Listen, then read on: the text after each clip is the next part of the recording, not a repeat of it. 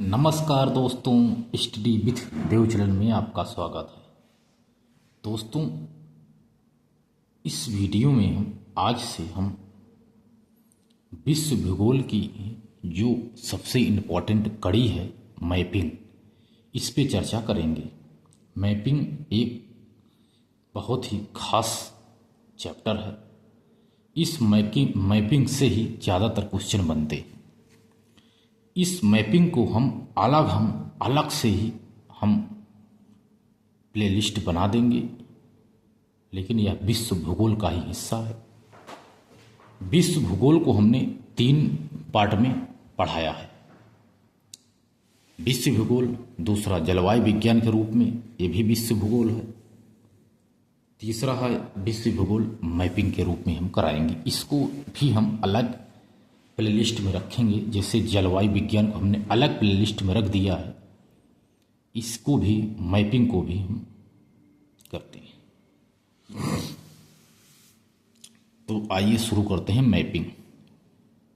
तो हम सबसे पहले देखते हैं कि लोकेशन ज्ञात करते हैं। सबसे पहले मैपिंग के माध्यम से हम लोकेशन कैसे ज्ञात करते हैं, क्या लोकेशन है, इससे कैसे हम ज्ञात करते हैं। लोकेशन से हमें ज्ञात होता है कि ग्लोब पर अक्षांश रेखाएं हैं तथा देशांतर रेखाएं हैं। अक्षांश रेखाएं क्षैतिज रेखाएं होती हैं। पूरे ग्लोब पर 181 अक्षांश है। उत्तरी से दक्षिणी गोलार्ध का पता इनसे चलता है, अक्षांश से, कि ये उत्तरी गोलार्ध है, ये दक्षिणी गोलार्ध है। अक्षांश रेखाओं से दूरी का भी पता चलता है। 2 अक्षांशों के बीच की दूरी 111 किलोमीटर है। अक्षांश से ताप वितरण का भी ज्ञात होता है, ताप वितरण का ज्ञान होता है, पता चलता है। और हम जलवायु का निर्धारण करते हैं अक्षांश रेखाओं से। देशांतर से क्या क्या होता है? ये लंबवत रेखाएं होती हैं। 360 देशांतर हैं टोटल पूरे। पश्चिम से पश्चिम पूर्वी गोलार्ध का इनसे पता चल जाता है। पश्चिमी गोलार्ध, पूर्वी गोलार्ध का पता इनसे चलता है। विषुवत रेखा के आसपास 2 समांतर रेखा के बीच 111.3 किलोमीटर की दूरी होती है। ध्रुवों पर 0 किलोमीटर होती है। समय और तिथि का इससे निर्धारण भी होता है। यह जो दूरी है, जैसे ही विषुवत रेखा से दूर जाती है, धीरे धीरे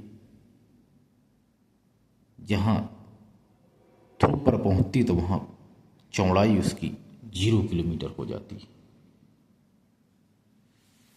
आइए चर्चा करते हैं दोस्तों अक्षांश। अक्षांश से हमें ताप, आर्द्रता, वर्षा के वायुमंडलीय दशाओं का, जलवायु का आदि इससे पता चलता है। तथा अक्षांश रेखाएं हमने बताया दोस्तों 181 अक्षांश रेखाएं होती हैं टोटल। 180 + 1 181। यदि पूछा जाए दोस्तों जलवायु, तो ताप, आर्द्रता, वर्षा के वायुमंडलीय दशाओं को जलवायु कहते हैं। जलवायु पूछ सकते हैं दोस्तों। अक्षांश दोस्तों ये 0 डिग्री विषुवत रेखा है। यह पूरा उष्णकटिबंधीय क्षेत्र होता है। पूरा 23.5 डिग्री कर्क रेखा, 23.5 डिग्री मकर रेखा के बीच में जो भी क्षेत्र है, इसको उष्णकटिबंधीय क्षेत्र कहते हैं। 23.5 से 66.5 डिग्री आर्कटिक, 23.5 से 66.5 डिग्री अंटार्कटिक, इस क्षेत्रों को हम शीतोष्णकटिबंधीय क्षेत्र कहते हैं। थोड़ा उष्ण होता है। इसलिए शीतोष्ण क्षेत्र इनको कहते हैं। 66.5 डिग्री से ध्रुव तक, उत्तरी गोलार्ध हो चाहे दक्षिणी गोलार्ध हो, इसे शीतकटिबंधीय क्षेत्र कहते हैं। यह क्षेत्र अक्षांश के माध्यम से ही पता चलता है कि उष्णकटिबंधीय क्षेत्र है कि शीतोष्णकटिबंधीय क्षेत्र है कि शीतकटिबंधीय क्षेत्र है। जो उष्णकटिबंधीय क्षेत्र है, उष्णकटिबंधीय क्षेत्र, यह 3 भागों में इसको हम देख सकते हैं।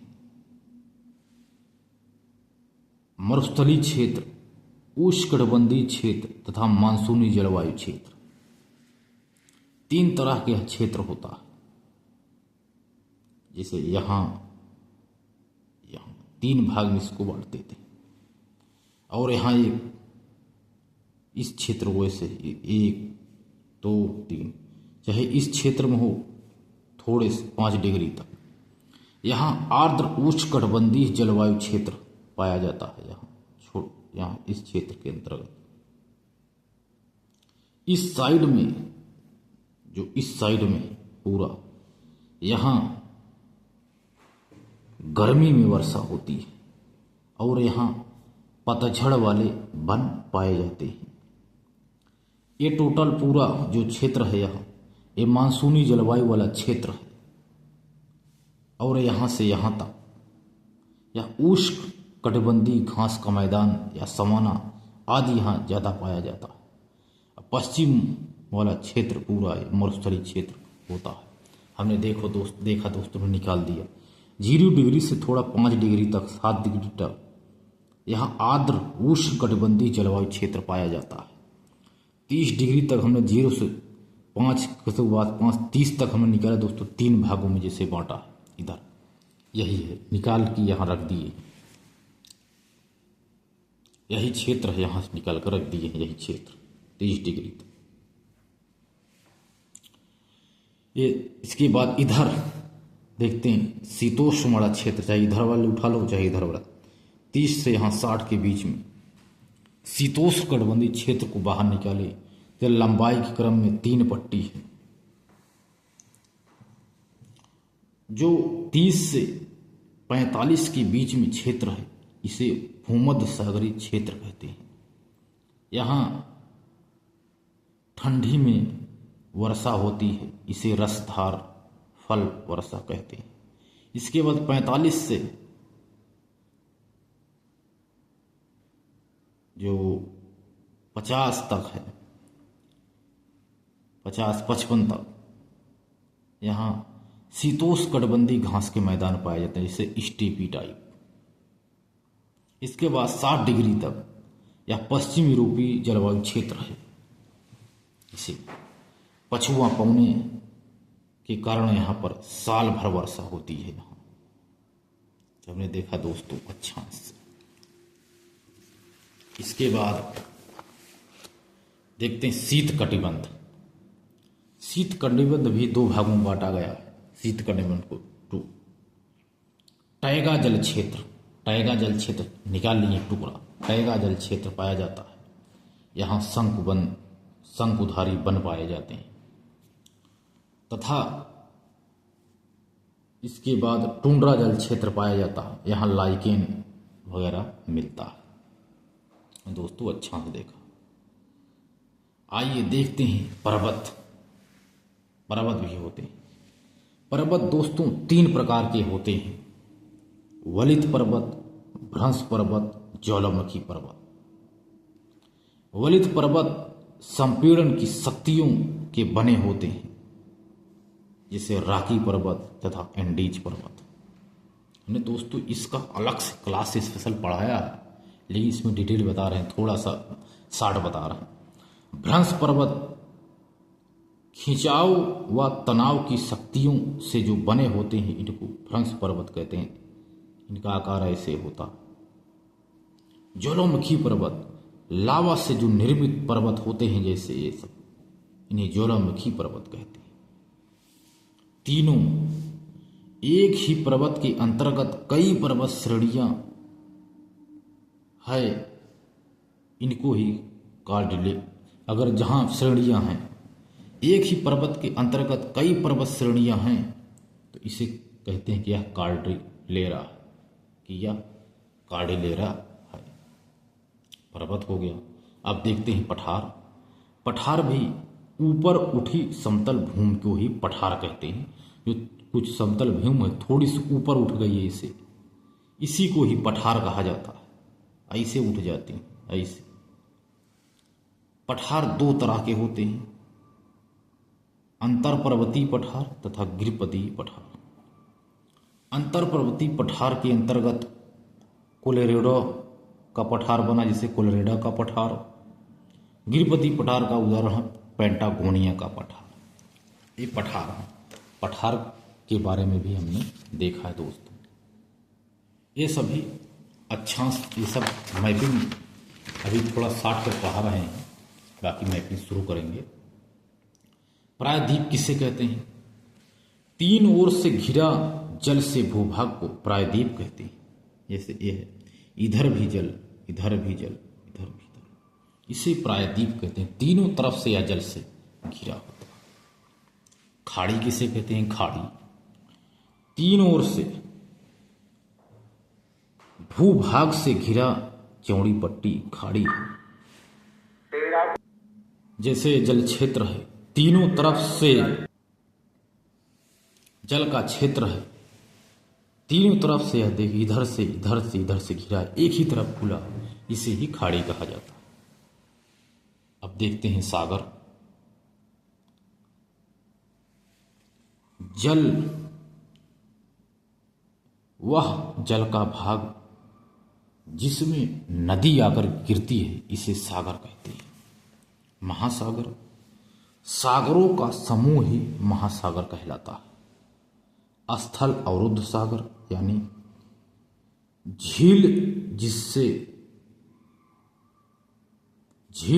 जिसमें नदी गिरी, इसे स्थल अवरुद्ध सागर कहते हैं। कोई झील है, इसमें नदी आकर गिरती है, इसे स्थल अवरुद्ध सागर कहते हैं। जैसे बोलगा नदी आकर गिरती है, जैसे कैस्पियन सागर झील है, कैस्पियन सागर झील। जल संधि या जल डमरू क्या है? यानी पानी का छिछला भाग जो जल भाग को जोड़े, दो स्थल को अलग करे, दो जल भाग को जोड़ता है तथा दो स्थल को अलग करता है, इसे जल संधि कहते हैं। जैसे ये स्थल है, ये स्थल है, यह बीच में पानी है, इन दोनों को यह जोड़ रहा है, इसे ही जल संधि कहते हैं। जैसे स्थल स्थल, जल जल, दोनों आपस में पाक जैसे पाक जल संधि, इसी को हम कहते हैं जल संधि और डमरू। तो दोस्तों हम मैपिंग स्टार्ट करेंगे अगली वीडियो से। तो दोस्तों मिलते हैं और बेहतरीन क्लास में, तब तक के लिए धन्यवाद।